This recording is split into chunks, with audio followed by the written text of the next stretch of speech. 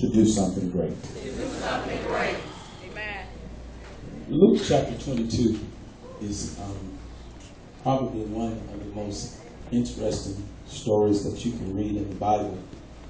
We know that Luke, who we call the physician, Okay, what do I do? Just keep it on. this It's book is one of the recording. most detailed Stop it. books of If all I the don't get gospel. back, I should be back 5 Luke minutes. extends the story. He just don't tell a portion of it, but he tells all of it. Because he wants the reader to get every ounce of what Jesus was doing, what Jesus was saying, and what Jesus was feeling. So Luke chapter 22 really is Jesus now on his way to be crucified.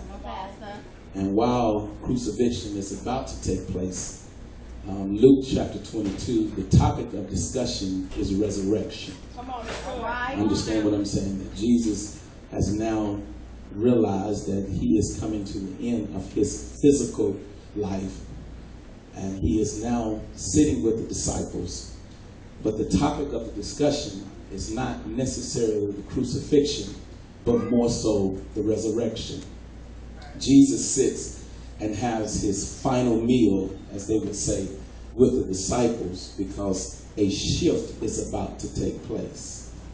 And Jesus tells them, even in verse 15, he says, I've desired to do this or spend time with you, to sit down with you like this, because we haven't had a chance to do this in a while. And so now Jesus is excited. Y'all stay with me. I'm going to bore you and shout you in the end.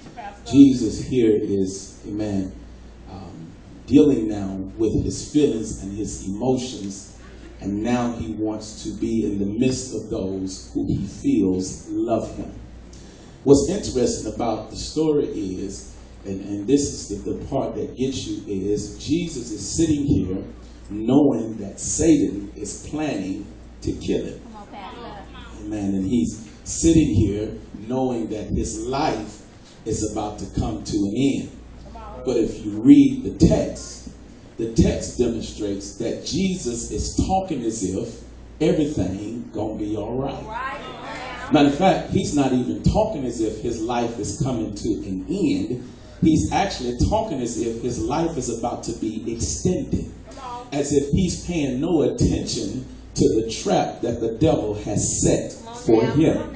What an awesome feeling to know that they're trying to kill you, but you still moving on.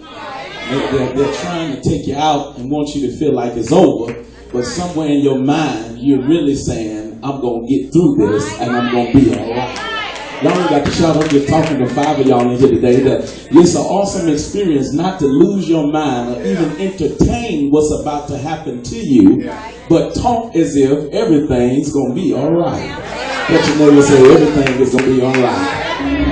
He gives the impression that all is going to be well. I'm woke now. I feel like preaching. He gives the sense, and the reality is this man is sitting at the table thinking about taking you out, and he's talking as if everything is going to be fine. I'm not going to entertain this because I know that I got power to come through this. Let your neighbor say, I got power to get out of this. Jesus even gives the appearance that what's about to happen to me is simply a test. That's all it is. It doesn't mean anything. Don't worry about it. We're going to get through this and we're going to be all right. Because Jesus gives the impression that the test is going to come, but I'm going to get through this. Amen.